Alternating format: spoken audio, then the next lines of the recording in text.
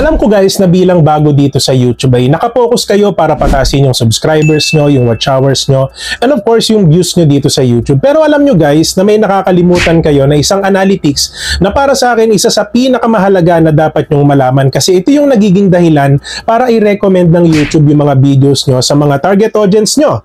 And ito yung nagiging reason guys para kahit papano magtuloy-tuloy yung growth ng channel nyo. So ito yung tinatawag natin guys na average view duration. At dito sa vlog na to guys, ibabahagi ko sa inyo kung paano ko ginagawa yung mga videos ko simula dun sa unang part ng video ko hanggang sa matapos. So kumbaga ibabahagi ko sa inyo yung method ng pagkakasunod-sunod para kahit papano is may idea kayo na pwede nyong may apply sa mga videos nyo. So hindi na natin papatagalin to guys, let's go!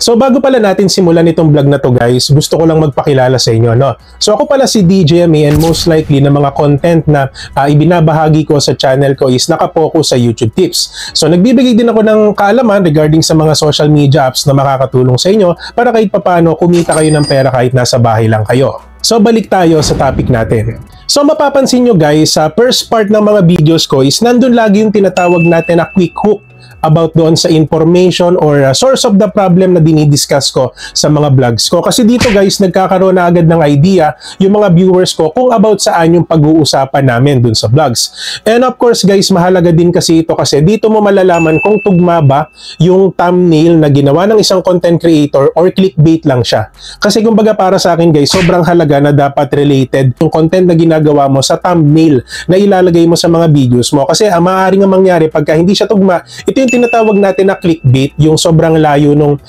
topic ng videos doon sa nakalagay doon sa thumbnail. Kaya para sa akin guys, sobrang halaga nung quick hook para kahit papano is mahook mo agad yung mga viewers doon sa video mo. Kasi dito guys, malalaman agad nila yung topic na i-discuss mo sa vlogs mo. So ito yung magiging way para kahit papano is hindi agad sila umalis kasi nakita na nga nila doon sa video na yon yung topic na hinahanap nila. So doon sa pangalawang part guys, mapapansin nyo doon sa mga vlogs ko na parang naglalagay ako ng short intro, no? At madalas na nilalagay ko dyan yung thumbnail ko mismo. Kasi ito yung tinatawag natin guys na resting time, especially sa mga ganitong klaseng niche na dire-diretso yung explanation natin, kumbaga dire-diretso natin dinidiscuss kung ano yung topic ng content natin. So kumbaga guys, sobrang halaga ng short intro kasi hindi naman maiiwasan na maumay yung mga viewers natin, lalo na kung walang resting time sa video. So kumbaga, pag nakita nyo itong short intro na to, ibig sabihin, ito yung parang pagsisimula ng content. Kaya mapapansin nyo guys, dun sa mga vlogs ko, lagi ko siyang nilalagay para kahit papano may resting time tayo. Tsaka tayo magpo-proceed doon sa pinakang topic ng mga videos natin. Kaya sobrang halaga din nun guys. So doon sa third part guys, tingin ko dito na magkakatalo-talo kasi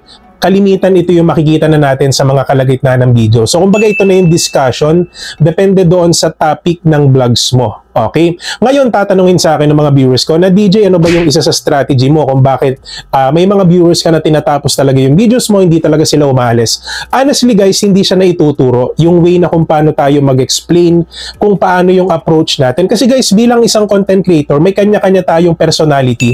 So may kanya-kanya tayong approach kung paano natin i-apply yung explanation natin. Like for example, sa mga vlogs natin, for example, nakapanood ka ng ibang content creator, parang matamlay siya. So, kumbaga, wala siyang energy para mag-explain. So, ang nangyayari sa mga viewers is maalis agad sila.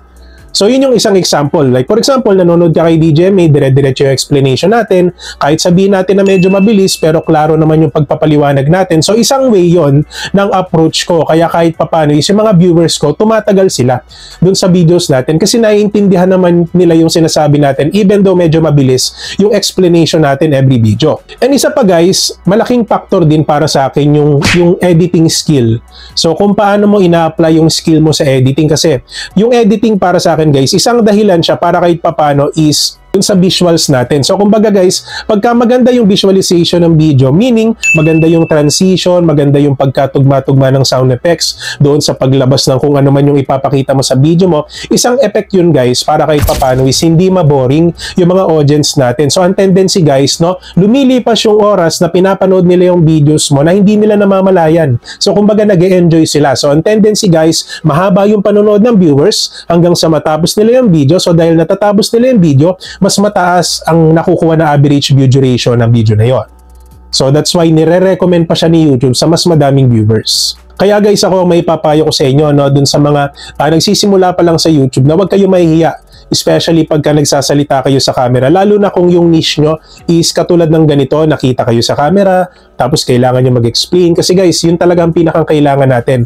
Unlike dun sa mga faceless channels na kumbaga, pwede nilang i-edit time to time, pwede sila mag-improve na hindi nila pinapakita yung mukha nila. Kaya nga tinawag na faceless channel, di ba? So unlike sa mga content na katulad ng ginagawa natin, na habang nag-explain tayo, is nakikita nyo yung mga pagmumukha natin. So ito guys, kailangan nyo talagang i-enhance yung approach nyo sa pagsasalita. Kasi isang way yun guys, para kahit papano, mas tumagal yung mga viewers nyo sa panonood ng mga videos nyo. And of course guys, sabayan nyo din ang pag-aaral sa editing. Kasi yung editing guys, napakalaking factor niyan para kahit papano, yung mga viewers natin ay hindi mainip dun sa visualization ng mga videos natin. So the more na mas okay yung editing mo, mas nagtatagal sila na manood ng mga videos natin. So ito guys, yung sa pang-apat na parte ng kung paano ko gumawa ng video is hindi nawawala guys yung tinatawag natin na solusyon dun sa problema or yung tinatawag natin na conclusion. Kasi guys, syempre, ang purpose nga kaya nga sila nanonood sa vlogs natin is para may matutunan.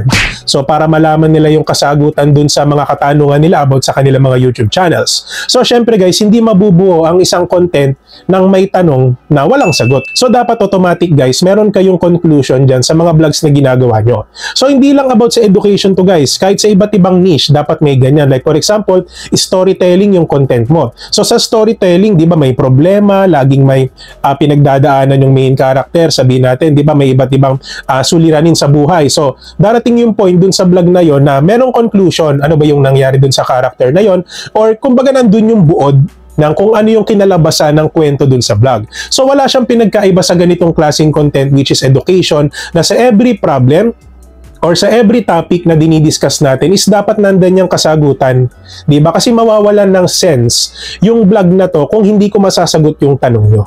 Diba? Which is sa vlog natin na to guys, i-discuss ko sa inyo yung method ko, paano ko ginagawa yung videos ko simula sa una hanggang dulo. So for sure guys, kahit papano umabot ka man sa part ng video ko na ito, is nagkakaroon ka ng idea kung ano yung nagiging takbo or flow ng mga videos natin. So yung panglima guys, ito isa rin to sa pinakamahalaga na madalas nakakalimutan ng mga bago dito sa YouTube, is like for example, maganda nga yung editing nila, sabihin natin yung mga viewers nila almost tinatapos na yung video, pero nakakalimutan nila yung tinatawag natin na call to action. So pag sinabi kong call to action guys, ito yung parang ini-invite mo yung mga viewers or audience mo na i-subscribe nila yung channel mo, which is hindi yun masama guys, lalo na kung umabot sila doon sa dulo ng video. Kasi guys, ito yung sense niyan.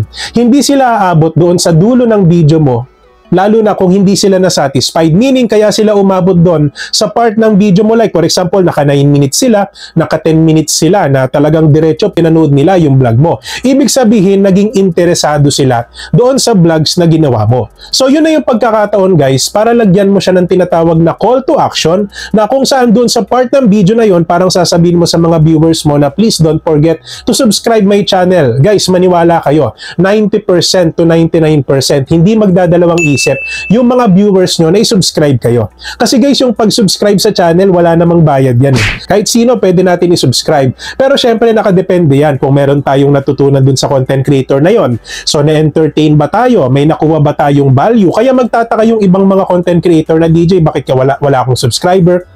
Bakit kaya hanggang ngayon wala akong viewers? So yung na-mention ko, dapat tanungin nyo sa sarili nyo na meron bang ganong value yung mga videos ko? Nakaka-entertain ba siya? May natututunan ba yung mga viewers ko? Kasi kung wala, huwag kayo magtataka guys. So panigurado guys, nandun pa rin yung hesitation ng mga viewers nyo na hindi kayo i-subscribe. Kaya guys, total nandito na tayo, no? So don't forget to subscribe our channel guys, no? So di ba timing na timing yung pasok? Para kahit paano guys, kung gusto nyo pang manood ng mga tips dito sa YouTube, is madami tayong videos na naka-ready para sa inyo. So yun guys, wag nyo kakalimutan yung call to action para kahit papaano malaki yung chance na mapasubscribe natin yung mga future subscribers ng ating channel. So dun sa pang-anim guys na parte na almost lagi kong ginagawa sa mga videos ko is hindi ko nakakalimutan yung tinatawag natin na viewers shoutout or sabihin natin dun sa mga members ng channel natin. So lagi ko silang sina-shoutout.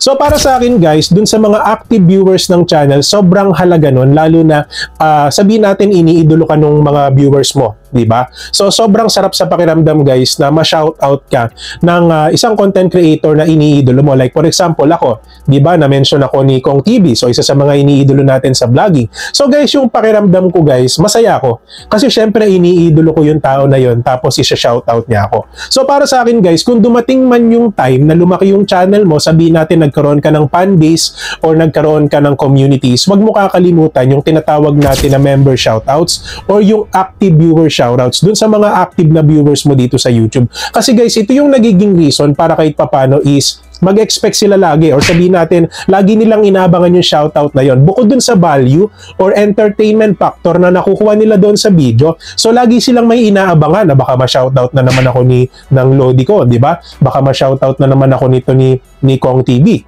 So, isang reason yun guys na wag niyong kakalimutan sa vlogs nyo, lalo na pagka napapansin nyo na nag-grow na yung subscribers nyo. Kasi dun sa paraan na yun guys, lagi nang maghihintay yung mga active viewers nyo doon sa mga videos na upload nyo.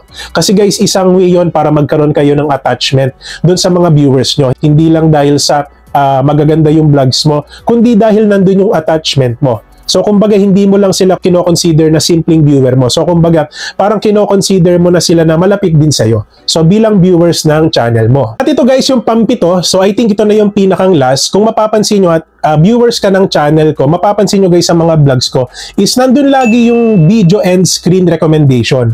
Na kung saan hindi ko kinakalimutan i-remind sa mga viewers ko na may mga videos pa tayo na pwede nyong panoorin. Like ito yung lalabas ngayon sa end screen. So, anong mangyayari? Dalawa lang naman yan guys. It's either panoodin nila yung i-recommend ng end screen or hindi.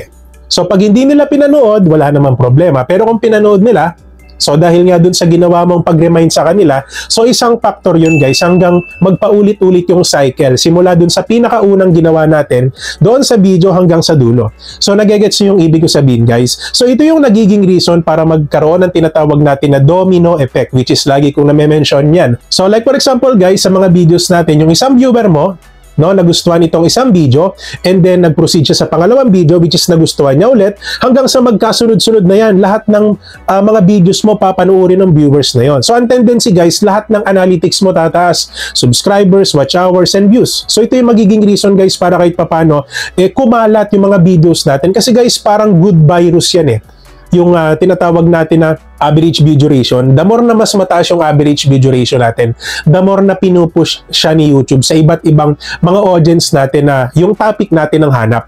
So, ganun siya guys. That's why para sa akin, sobrang halaga nung doon sa last part na dapat wag niyong kakalimutan maglagay ng video doon sa end screen na pwede niyong i-recommend na panoodin pa ng mga viewers natin para kahit papano is yung cycle, paulit-ulit lang siya. Hanggang sa tumaas lahat ng views ng videos mo and at the same time, ito yung magiging reason para humakot ka ng watch hours. Ganun din yung magiging subscribers ng channel mo. So guys, yung conclusion ng vlog natin is nakadepende naman yan sa inyo kung gusto nyong gayahin yung sistema natin or kung gusto nyong kopyahin yung method na ginagawa ko sa paggawa ng videos. Pero syempre guys, iba-iba po tayo ng niche. No? Merong nakapokus sa entertainment, meron sa education katulad ng niche ko, yung iba naman travel vlogs, yung iba naman mga DIY, etc. So madami pang iba.